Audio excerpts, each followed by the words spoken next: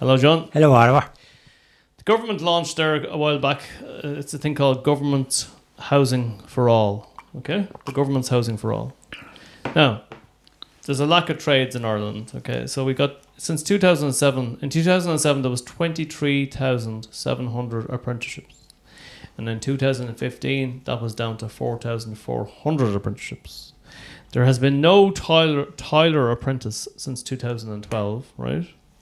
We've got 180,000 vacant properties, 90,000 in Dublin and 90,000 in rural Ireland, okay? So we have all these properties. We've a accommodation crisis. We've Ukrainian refugees coming in, and there's nowhere to put all these people. And come September, there will be nowhere for the students to live. The students coming back to college. So what do you make of all this? Well, it's a problem and should have been addressed down the years with prudent investment. There was a period after the crash in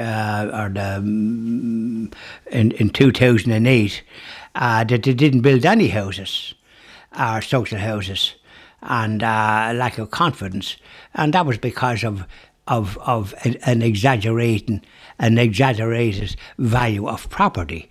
I think that problem is occurring again. There's an exaggerated value on property. Property is only worth so much. It's not worth anything like the money that people now are expecting for their property and the type of rent that they're charging, which is immoral, and never mind immoral, unjust.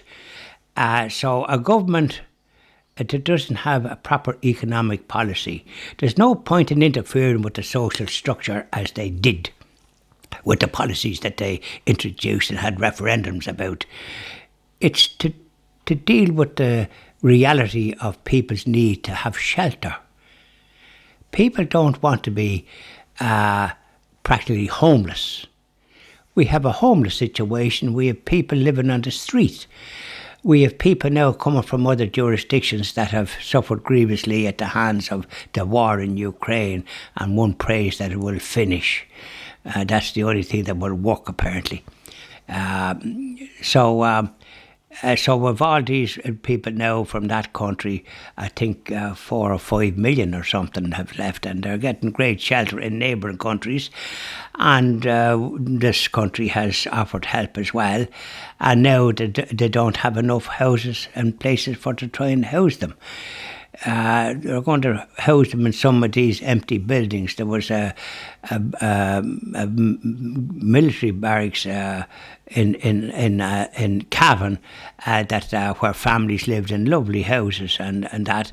But the Fine Gael government, led by Enda Kenny, with Mr. Shatter, Minister for Justice and Defence, he closed a couple of these places so that there's no defence mechanism in the border areas in case that we ever have trouble from people that have difficulties in the north. They always have some kind of a problem in that neck of the woods in the 6 counties. So, but there's lovely houses there, and they've been empty. I think they're going to house some of them there. But there's all these vacant houses that you said that need doing up, and there isn't enough tradesmen. Now, that is a recipe for disaster.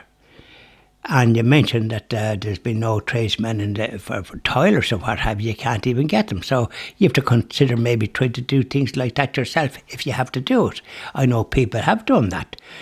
And for example, I was trying to get an electrician that I would have given good money to over the years where I live. And I can't get him.